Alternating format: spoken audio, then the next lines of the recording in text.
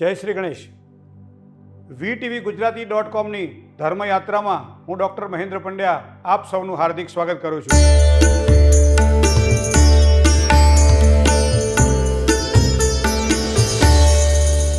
અવનવા વિષયો સાથે આપણે ધર્મયાત્રાનો પ્રારંભ કરીએ છીએ. મિત્રો, આજે કંઈક એવી જ વાત કરવી છે કે જે મને તમને જીવનમાં ક્યાંક કામ લાગે. નાની નાની વાતો હોય છે પણ પરિણામો ખૂબ જ સારા અને મોટા આપણને પ્રાપ્ત થતા હોય છે.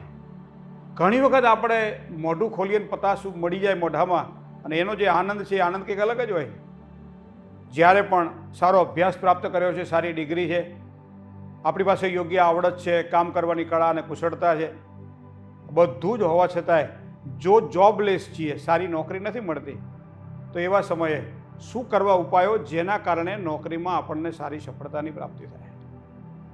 ઘણી વખત ઇન્ટરવ્યૂ આપવા માટે જઈએ અને ક્યાંક ને ક્યાંક નાના મોટા એવા કંઈક પ્રશ્નો આવી જાય છે જેના કારણે આપણને આપણું મનપસંદ કાર્ય મળતું નથી, મનપસંદ સ્થાન મળતું નથી, મનપસંદ જે કાર્ય કરવાની આપણી જેમાં રુચિ છે એ રુચિવાળું કાર્ય પ્રાપ્ત થતું નથી, સેલેરીની બાબતની અંદર આપણને જે જોઈએ એટલું અર્થ ઉપાર્જન થતું નથી.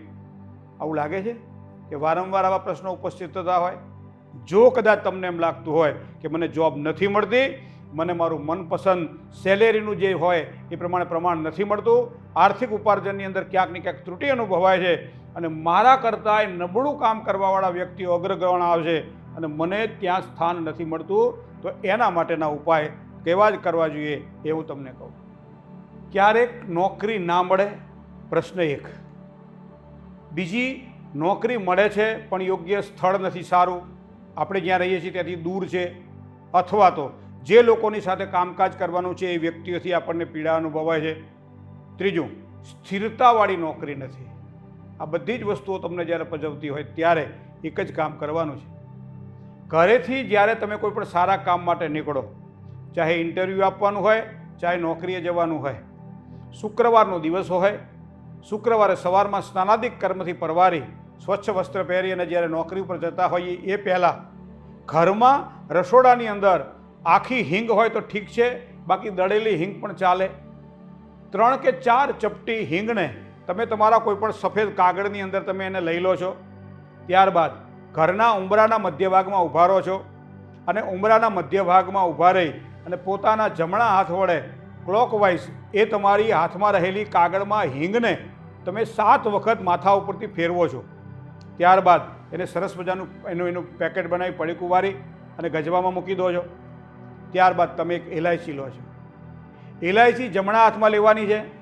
ત્યાં જ ઉંબરા ઉપર ઊભા રહ્યા છીએ જ્યાં આપણે હિંગને હજી હાલ જ ઉતારી છે, મનને પવિત્ર બનાવ્યું છે. શરીરના 7 લેયર, જેને 7 ચક્ર કહેવાય, એ 7 ચક્રને સ્થિર કર્યા છે. કારણ કે 7 વખત પ્રદક્ષિણા કરી, આપણે 7 વખત માથા પરથી ઉતારો કર્યો, તો 7 ચક્રોને તમે સ્થિર હાલ જ કર્યા છે. અને એવા સમયે ઓમ હ્રીમ નમઃ, ઓમ હ્રીમ નમઃ, ઓમ હ્રીમ નમઃ આ મંત્રને 108 વાર ઊભા ઊભા બોલવાના છે. અને ત્યારબાદ એ તમારી પાસે રહેલી એલચીને મોઢામાં મૂકી દેવાની છે. અને એ પ્રમાણે પછી તમે તમારા કામ માટે આગળ જઈ શકો છો. થોડાક દૂર જાઓ, નજીકમાં કોઈ 4 રસ્તા અથવા અવાવરૂ જગ્યાએ જ્યાં આવતી હોય ત્યાં પેલી જે હિંગ છે એ હિંગને તમે થ્રો કરો છો. એવો ખુલ્લા હાથે તમે ફેંકો છો. જ્યારે કંઈ આમ તમારા હાથમાં ખરાબ વસ્તુ આવી ગઈ હોય અને તમે જેમ ફેંકતા હોય તેમ તમે હિંગને ફેંકો છો. અને ત્યારબાદ પાછળ જોયા વગર સીધે તમારા કાર્યક્ષેત્રમાં જાઓ છો, જ્યાં તમારે નોકરી માટે ઇન્ટરવ્યૂ આપવાનું છે, જ્યાં તમારે જોબમાં કંઈ તકલીફો ઊભી થઈ રહી છે, જ્યાં તમારી જોબમાં સ્થિરતા નથી. તો આ પ્રમાણે 17 શુક્રવાર કરવાથી મનની મનોકામનાઓ પૂર્ણ થાય એવા એક સુંદર મજાના યોગો આપણને ક્યાંક ટૂચકાઓમાં જોવા મળે. કોઈ પણ કાર્યની અંદર ઇલાયચીને ખૂબ જ મહત્ત્વ આપવામાં આવે છે. તમારા ધંધાની અંદર પણ માનો કે સફળતા નથી મળતી, તમારા ધંધાની અંદર ચડાવ ઉતાર જોવા મળે છે, તો આવા સમયે ગુરુવારના દિવસે સવારમાં સ્નાનાદિક કર્મથી પરવારી નજીકમાં કોઈ પીપળો હોય ત્યાંથી 3 પાન ઘરે લાવવાના હોય છે. ત્યારબાદ એ 3 પાનને તમારા પૂજાના સ્થાનની આગળ થોડું પાણી છાંટી અને ક્રમાનુસાર એ 3 પાનને એવી રીતના મૂકવાના હોય છે જેના કારણે એની અણી તમારી બાજુ આવે અને એની પાછળનું જે દાંડલું છે એ પાછળના ભાગમાં જાય. તો એ પ્રમાણે ક્રમશઃ 3 પાન તમે ગોઠવો છો.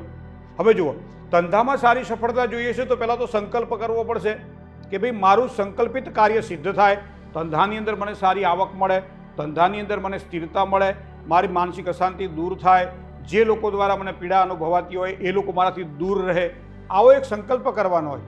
અને ત્યારબાદ એ 3 પાન ઉપર થોડાક આપણી પાસે જે રાંધેલા ભાત હોય એમાં થોડી હળદર નાખો, થોડી ખાંડ બૂરું નાખો, અને બૂરું હળદર નાખેલા આ બાફેલા તમારા રાંધેલા ચોખાને 3 પાન ઉપર થોડા થોડા મૂકો છો. ત્યારબાદ એ જે મૂકેલું જે તમારું જે નિવેદ છે એની ઉપર એક ઘીનો દીવો કરો છો. બાજુની અંદર પ્રથમ જે પાન છે એ પ્રથમ પાનના આગળના ભાગમાં ગોળની નાની 5 કાંકરી લઈ અને એ તમે મૂકો છો. મધ્યનો ભાગ છે એ મધ્યના ભાગની અંદર આપના ઘરમાં જો આખું મીઠું હોય તો એ આખા મીઠાને તમે વચ્ચેનું જે પાન છે ત્યાં તમે મૂકી શકો છો. ત્યારબાદ જે ત્રીજું પાન છે એ ત્રીજા પાનની અંદર 5 ઇલાયચી લો અને એ ઇલાયચી તમે મૂકો છો. અને ત્યારબાદ રીમ માંગલ્ય લક્ષ્મીએ સિદ્ધિમ દેહી દેહી નમઃ, રીમ માંગલ્ય લક્ષ્મીએ સિદ્ધિમ દેહી દેહી નમઃ. આ મંત્ર તમે બોલો છો 7 વાર બોલો, 8 વાર બોલો, 28 વાર બોલો, અથવા તો 108 એટલે કે એક માળા કરો. માળા કરતી વખતે ધ્યાન રાખવાનું છે કે તમારી પાસે તુલસીની પીળી માળા હશે તો વધારે ઉત્તમ અને સારા પરિણામો આપશે. હળદરની જે માળા, આખા હળદરની જે માળા બને છે એ હળદરની માળા હશે, પીળું આસન હશે તો અતિ ઉત્તમ તમને સારા ફળની પ્રાપ્તિ કરાવડાવશે. તો આ પ્રમાણે તમે 3 વસ્તુ ઉપર તમે દીવો પ્રગટાવ્યો છે, નીચેના ભાગમાં નિવેદ મૂક્યું છે અને આ મંત્રનો જાપ કર્યો છે. તમારા મંત્ર જાપ પૂરા થાય પછી ભગવાનને પ્રાર્થના કરો કે મારા વ્યવસાયની અંદર મને વૃદ્ધિની પ્રાપ્તિ થાય, મારા કર્મક્ષેત્રમાં, મારી આજીવિકામાં મને સારા ફળની પ્રાપ્તિ થાય એવા મને આશીર્વાદ પ્રદાન કરજો, જેના કારણે આગામી સમય મારા માટે સમૃદ્ધમય અને દરેક પ્રકારની કામનાઓની સિદ્ધિવાળો બને. આ પ્રમાણે સંકલ્પ કર્યો, પગે લાગ્યા. ત્યારબાદ 3 પાન જે ગોઠવેલા છે એ 3 પાનને તમે સાથે લઈ લ્યો અને કોઈ પણ જગ્યામાં તમે એને પધરાવી શકો છો. પણ પધરાવતા પહેલાં એ 3 પાનને જેમાં તમે મૂકો છો એ પાત્ર જે છે એ પાત્રની અંદર થોડું પાણી ભરી દેવાનું. એ પાણી ભર્યા પછી પેલા 3 પાન ભાત સાથે એમાં તમારે બધું નિવેદ સાથે બધું મૂકી દેવાનું છે. અને ત્યારબાદ એ થાળી હોય કે કોઈ પણ નાનું પાત્ર હોય એ પાત્ર લઈ અને ઘરના નજીકના ભાગમાં જે આપણો ઘરનો મુખ્ય દરવાજો હોય દરવાજાની બહારના ભાગમાં એને રેડી દેવાનું હોય છે. કદાચ આપણે ફ્લેટમાં રહીએ છીએ તો એને ઘરના બહારના ભાગમાં દરવાજાની બહાર મૂકી દેવાનું. અને જ્યારે પણ આપણે બહાર જવાનું થાય ત્યારે એને સાથે લઈ જવાનું, એ બહાર એને આપણે ઢોળી દેવાનું છે. અને ત્યારબાદ જે આપણે પાત્રમાં લઈ ગયા છીએ એ પાત્રને પહેલાં તો આપણે ચોખ્ખા પાણીથી ત્યાં ને ત્યાં એને શુદ્ધ કરી અને એ વધેલું પાણી બધું, કાંઈ એક દાણો પણ ભાતનો, એક ઇલાયચી અથવા ગોળ અથવા તો કોઈ પણ મીઠું ઘરમાં પાછું ન આવવું જોઈએ. તો એ પ્રમાણે તમે બધી જ વસ્તુઓને ત્યાં ધોઈ થાળી વ્યવસ્થિત સાફ કરી પછી ઘેર આવવાનું છે. ઘેર આવ્યા પછી ગોળની એક કાંકરીને ઘીમાં સાતળી અને સરસ મજાની ગોળી બનાવી અને જીભની નીચેના ભાગમાં મૂકી ઓમ ઉચિષ્ટ ગણપતયે નમઃ, ઓમ ઉચિષ્ટ ગણપતયે નમઃ, ઓમ ઉચિષ્ટ ગણપતયે નમઃ આ મંત્રની તમારે એક માળા કરવાની હોય છે. અને પછી વ્યવસાય માટે જાઓ, કામકાજમાં ખૂબ જ સારી સફળતાની પ્રાપ્તિ થશે. ધર્મયાત્રામાં આવી અવનવી વાતો જાણવા માટે VTV Gujarati.com ઉપર જોડાયેલા રહો.